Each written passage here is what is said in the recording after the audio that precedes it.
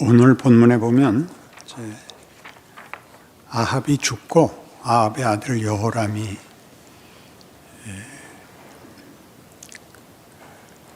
자신의 속국으로 있던 모압이 배반하여 그 징벌하러 그리고 그 영토를 회복하러 전쟁을 나가면서 남왕국의 왕인 여호사밧을 불러 함께 가는 장면이 시작입니다.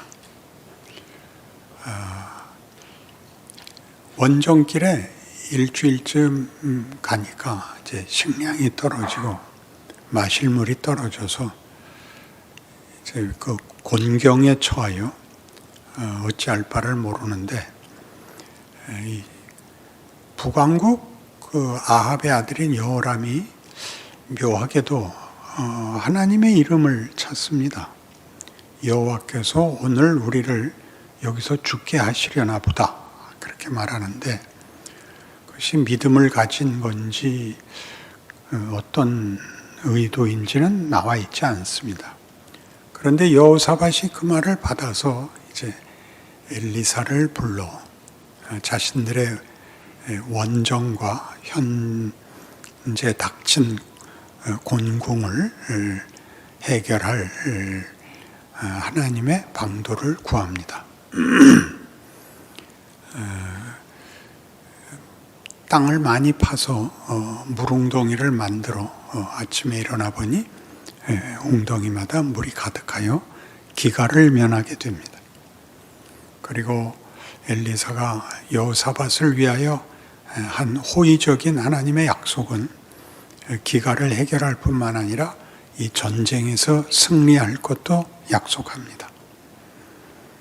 그래서 그 후에 나오는 군대로 모든 영토에 침입하여 그 열매들을 다 수탈할 뿐만 아니라 그 농토들을 전부 황폐케 하는 좋은 나무들을 베어버리고 돌들로 다 밭에 뿌리는 그런 행동들까지 말하자면 침략 전쟁의 그 모습을 보여주고 있습니다.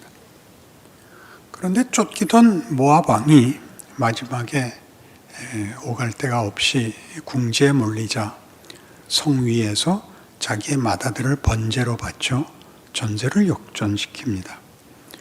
우리말 성경에도 27절을 보시면 말이 애매한데 이에 자기 왕위를 이어 왕이 될 맏아들을 데려와 성 위에서 번제를 드린지라.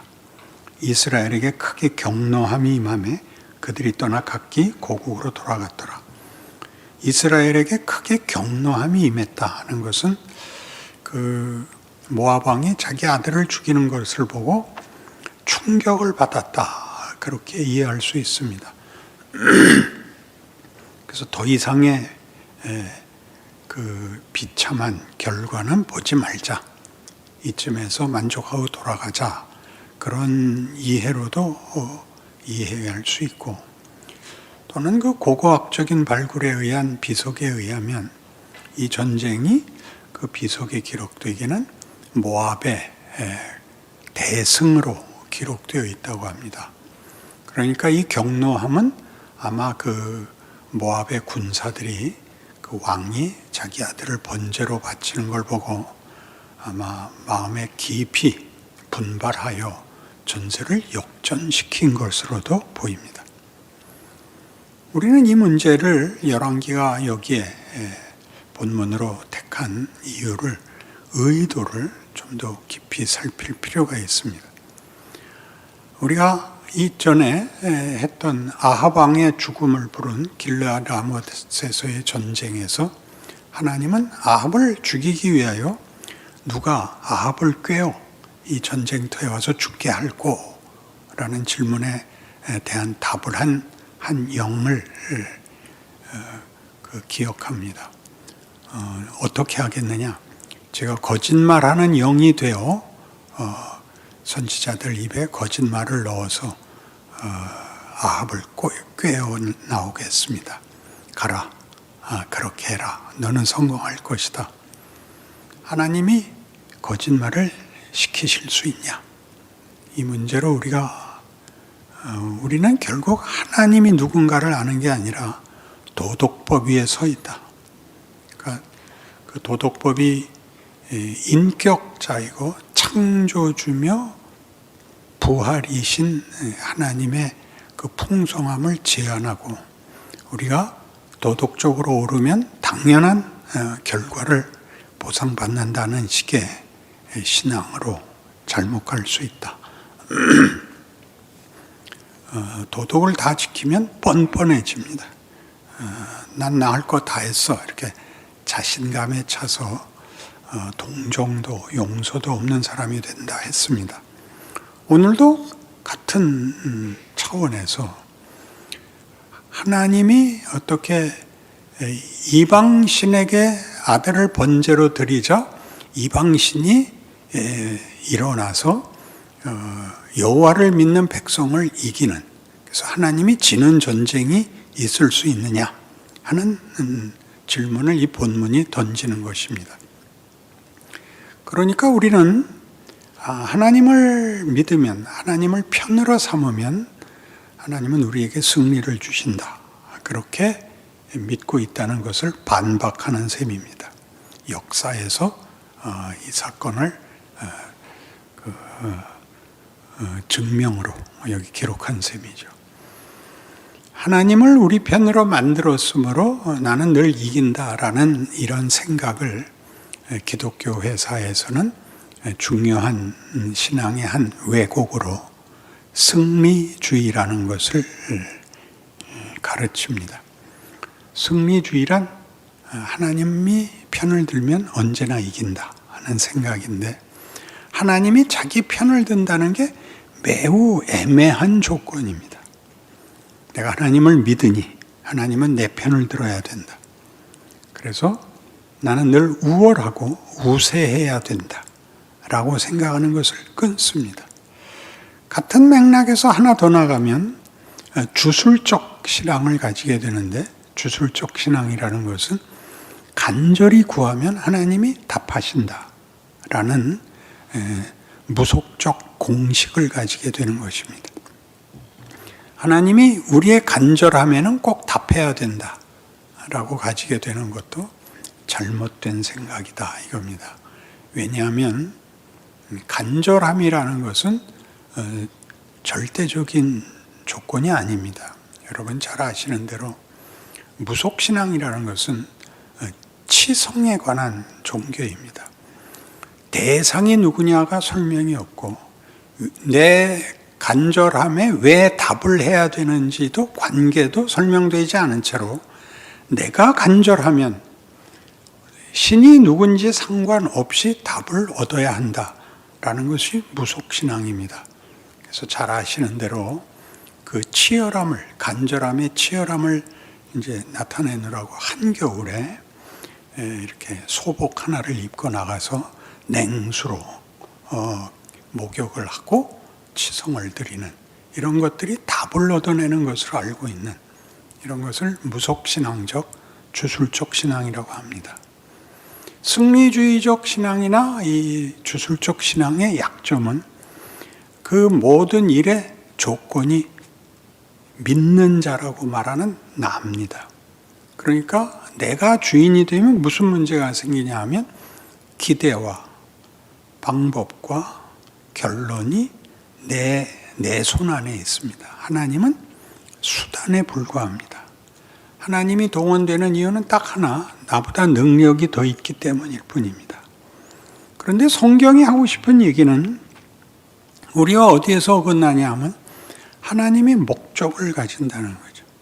하나님이 방법을 택하시고 하나님이 결과를 준다는 것이죠. 그럼 얘기가 다 달라지는 것이죠. 우리가 우리의 기대와 목적 속에서 신앙을 사용할 때 보면 형통밖에 더 있습니까? 그때 형통은 배 안 곪고 병들지 않는 것 아닙니까?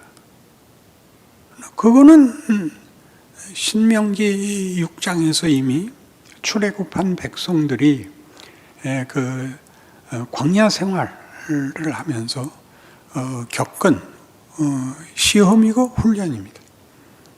성경은 그 시절을 설명하기를 내가 너희를 낮추고 시험하여 너희 마음이 어떤지 알려 하였노라 라고 합니다. 하나님이 아는 것이 문제가 아니라 백성들로 알게 하죠. 뭘 알게 했죠? 사람이 떡으로만 사는 것이 아니고 하나님의 말씀으로 산다. 그러니까 하나님이 목적이어야지. 너희가 목적이면 떡이다. 오늘 하루 사는 것이 전부이지 너희는 너희 인생의 궁극적 목적과 가치와 내용과 그 방법에 대해서 전혀 너희는 조건도 실력도 없다. 그것은 우리를 무시해서가 아니라 하나님의 크심으로 우리 에베소서 1장에서 늘 인용했듯이 우리로 하나님의 영광의 찬송이 되게 하시겠다는 하나님의 뜻에 관한 것입니다. 그러니 우리의 신앙생활 속에서 우리가 간절함과 치열함과 또는 주를 위해서 한다는 소리들이 다 결국은 우리가 아는 행복, 우리가 아는 승리에 묶여 있는 것에 여기 열왕기의 이 사건, 역사 속에서 하나님이 말하자면 그걸 깨시는 거죠. 우리의 기대, 우리의 공식을 깨는 겁니다. 우리는 이미 아합에게서 하나님의 정의라는 것이 자비와 긍휼과 기적과 그리고 하나님이 약속하시는 영광의 자리로 가기 위해서는 도덕을 넘어서야 된다라고 말씀하신 것 같이 여기서도 우리의 진지함이나 우리의 형통이나 우리의 최선 같은 것이 필요한 것이 아니고 그것보다 넘어가는 것을 요구하고 있다. 이렇게 돼 있는 것입니다. 그래서 이제 가장 큰 싸움이 뭐냐 하면 십자가입니다. 십자가는 승리냐, 패배냐 하는 것이죠. 여러분은 패배라고 말을 할 수 없죠. 그러나 세상은 십자가가 패배라고 얘기합니다. 예수가 죽은 자리니까요. 기독교에서만 그 죽음은 부활로 가는 문이었습니다. 그러나 부활을 아는 것은 믿음을 가지지 않고는, 예수를 믿지 않고는 알 수 없는 일이고, 우리는 이 사실을 알고 있음에도 십자가를 회피합니다. 죽어야 된다는 것을 인정하지 않죠. 십자가 없이 부활을 가지려고 합니다. 그럼 십자가가 왜 필요하냐? 십자가를 넘어가지 않으면 우리는 우리가 아는 최대치, 최선, 최고에 묶이죠. 그것이 다 죽어야 하는 문제라는 걸 모릅니다. 그것을 넘어서야 한다는 것을 모릅니다. 하나님은 우리를 하나님의 영광으로 만들고 싶으시고 하나님의 자녀로 만들고 싶으시고 하나님의 통치를 이을 자로 우리의 미래를 준비하고 계십니다. 그것이 기독교 신앙입니다.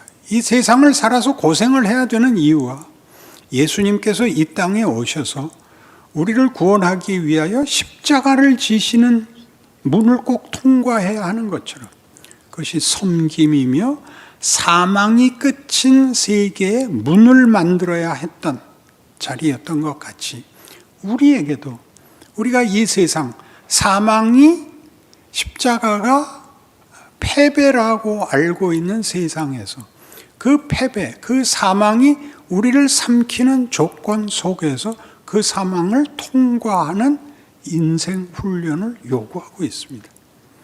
그게 우리가 앞에 있었던 도덕성이나 주술적인 신앙이나 승리주의는 다 사망의 길을 외면하는, 우리가 알고 있는 승리는 패배와 대별되고 우리가 아는 형통은 이 사망과 분리돼야 맞습니다. 그러나 하나님은 이 약속을 가진 하나님의 영광의 찬송이 되게 할 우리를 사망의 조건 속에 집어넣고 훈련을 시키십니다. 여기가 우리가 통과하지 못하는 지점일 것입니다.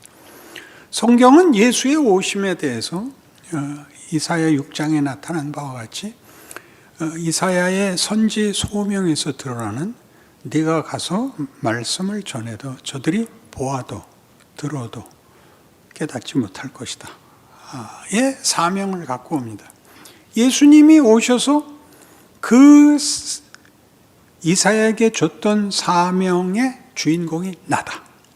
내가 너희가 보아도 모르고 들어도 모를 그 주인이다. 그리고 내가 하는 일이 그런 것이다. 너희는 보지도 못했고 듣지도 못했고 생각도 못한 일이다. 이렇게 연결되는 겁니다. 예수께서 우리가 모를 길을 여셨고 모를 약속을, 모를 목적을, 모를 방법을 이제 허락하십니다. 뭐죠? 사망을 이기는 부활 생명입니다. 예수를 믿는다는 건 그 신분에 있어서 사망이 운명이 되지 않는 인생, 승리가 인생이 되는 인생, 부활이 이기는 인생이 됩니다.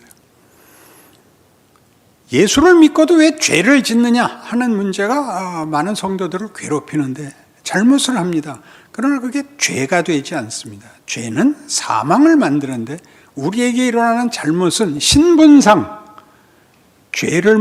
사망을 선고하지 못합니다. 법 아래 있을 때는 사람을 죽인 것이 죄지만 말하자면 예수를 믿은 다음에는 이런 어떤 잘못들이 그런 사망 아래 들어가는 그 처벌을 받지 않고 혼만 납니다. 여러분, 이것이 여러분의 도덕성을 약화시키지 않기를 바랍니다. 자녀를 기르는 것이니까요. 자녀를 기른다는 것은 잘못을 그에게 대입할 때 훌륭하게 만들려고 대입하는 것입니다.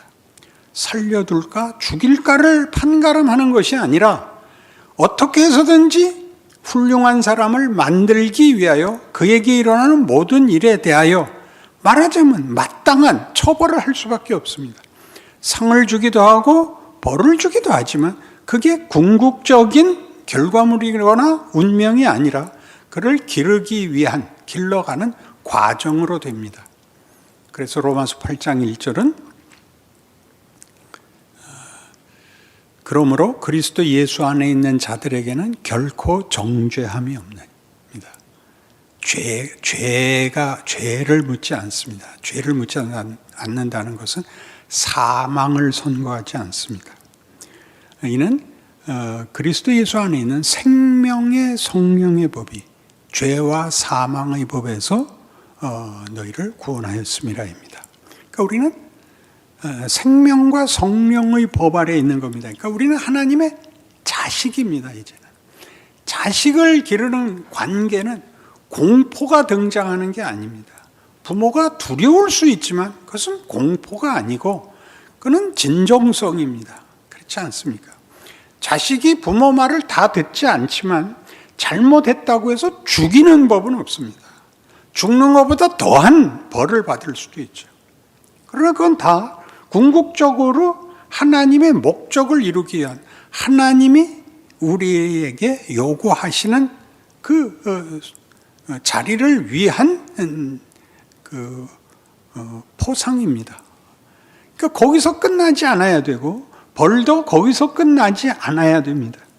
이런 일들이 하나님이 창조요 부활의 하나님이라는 사실을 고백하면서도 우리가 알고 있는 한 세상 살고 말 인생을 체념한 채 고 한 80평생 안에서 자존심 하나 지키고 살게 해 주십시오로 이렇게 약화시키는 모든 것에 대하여 하나님이 화를 내십니다. 그게 구약에서 우상입니다. 우상은 바알을 섬겼다, 아세라를 섬겼다가 우상이 아니라 하나님만이 우리에게 요구하시고 주실 수 있는 정도로 가는 길을 곁길로 가서 타협해버린 모든 것이 우상이 되는 것입니다. 그러니까 현대에 와서는 돈이라는 것이 돈이나 부자가 잘못이 아니라 그게 가장 최고의 보상이라고 최고의 만족이라고 생각하는 걸 부순다는 의미에서 다 우상이라 그러는 것입니다.